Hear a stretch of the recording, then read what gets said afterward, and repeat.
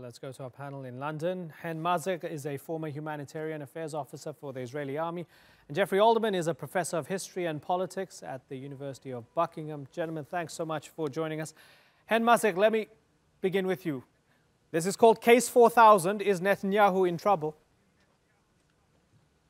I think so. I think it's going to be serious. There are 4 cases, and those are serious allegations. And if the police is recommending to take Netanyahu to take those claims up, we'll see Netanyahu facing some serious charges. And I do think that it will have to result with him ending his role as a prime minister until the allegations will be either cleared out or charges will be made. Hen, do you want him to step down? I mean, my personal political opinions, I think, are actually irrelevant to this debate. I think that if a prime minister is presented with 4 different cases of misconducts and suspicions to robbery, I think it's very important to step down until until the police and the legal advisor is able to investigate it. So I do think that he needs to step down. Okay, Geoffrey Alderman, this is the 3rd time that the police have recommended indicting him on corruption charges.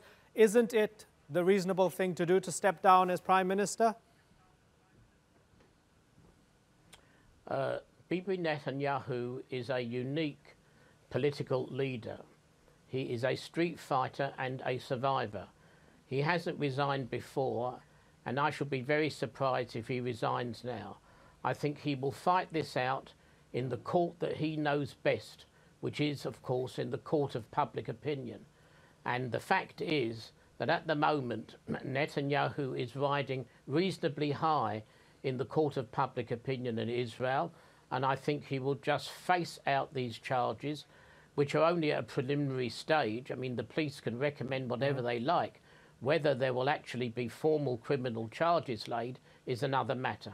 Hen Mazzig, is it the reality that the more scandal-drenched he may be, the more his, I guess, reputation as a street fighter gives him more support at home? So why would he step down?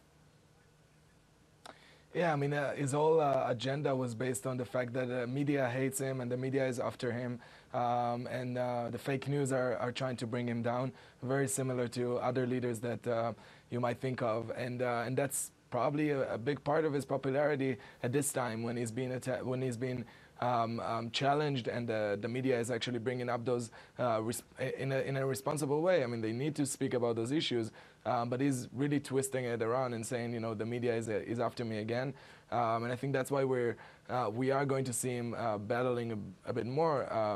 But I think those allegations are too serious for him to continue. So I think in a few weeks or a few months, it will boil down. I mean, I hope that he will do the responsible thing to step down. And there are those who take it a step further and say that beyond fighting, he's actually saber-rattling and maybe even wagging the dog when it comes to the north and the Hezbollah tunnels. Do you believe that? I don't know about the Hezbollah tunnels. I think it's important to treat those terror risks, and UNIFIL also agreed that there was terror tunnels. So that might be an issue that is serious, a security issue. But I do think is elevating those stories and making Hezbollah or terror attack or anything that we have seen in the past a bit more serious than it was, especially because he was criticized following the Gaza riots and the attacks for not doing enough for the recent cycle of violence between Hamas and Israel. Netanyahu was criticized for not taking a harsher stand by the Israeli public, even his base of support. So I do think that he will elevate those stories, and we'll see more of it coming. But I really hope, and I think that the Israeli public are smarter than being used in this way. Right. Yeah, it's interesting because the defense minister had resigned, Mr. Lieberman, and so Netanyahu was already prime minister and foreign minister, health minister, minister of Aliyah and immigration. Geoffrey Alderman, he then became defense minister as well for the time being. If it happened anywhere else in the Middle East, he'd be called a dictator, wouldn't he, Geoffrey? Yes, he would. But let's remember that Netanyahu was elected after free and fair elections. It's not as if he was Mahmoud Abbas, who I think is in his 13th year or 15th year of a 4-year term of office. We have to remember that only yesterday, there was a terrible attack in the territories, leaving several people severely injured, including a pregnant woman. All this will play into Bibi Netanyahu's hands. And I think, given that reality, on the issue of these alleged corruption charges, he will stay in office and he will fight to the bitter end. Would it be possible, Geoffrey Alderman, that given the context, the social contract between the Israeli people and their leadership right now is that you can be corrupt, but as long as you keep us safe? Is that what's happening with Netanyahu, Geoffrey? Yes. I think that's a fair summary. And the Israeli public has traditionally permitted or turned a blind eye to a certain level of corruption, because for them the major issue is security, and Netanyahu will play that card for all it's worth. Okay, so Hen, might we see, if there's ever going to be any accountability, if he has committed these alleged crimes, maybe it's going to be like Ehud Olmert after his term in office, but right now he has a job to do. Is that what's going on? I think that's the way that Netanyahu is trying to pursue. I think that's Sorry, Geoffrey, that's for Hen. Yeah, go ahead, Hen.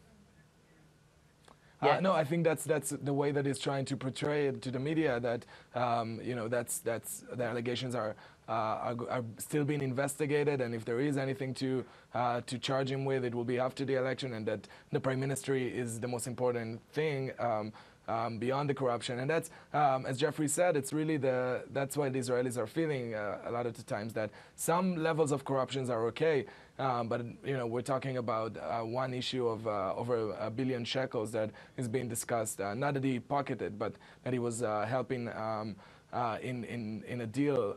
And I think that Israelis are, once those issues are really brought up, and hopefully there will be charges made, then he will have to think twice. Right. So Geoffrey, just broadly speaking, he's had 2 bites at the cherry. He will soon surpass David Ben-Gurion as Israel's longest serving leader, if you add the 2 together. What does that tell us about the man? He is a survivor. He's a hard worker.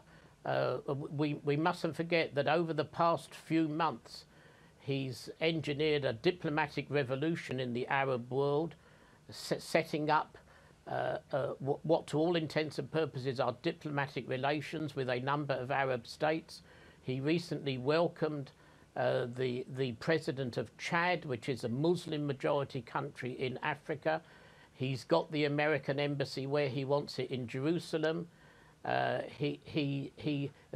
is even a rumor that he may be about to persuade Donald Trump to recognize Israeli annexation of the Golan Heights. These are tremendous victories in Israeli terms, and my perception is that if he goes for another term, the Israeli public will support him. Yeah, that's fascinating to see if there'll be early elections and if he'll go for another term. We'll be watching this scandal closely, Case 4000, with its preceding cases as well. Gentlemen, I've got to move on, but it's been a pleasure talking to both of you, Hen Mazzig and Geoffrey Alderman.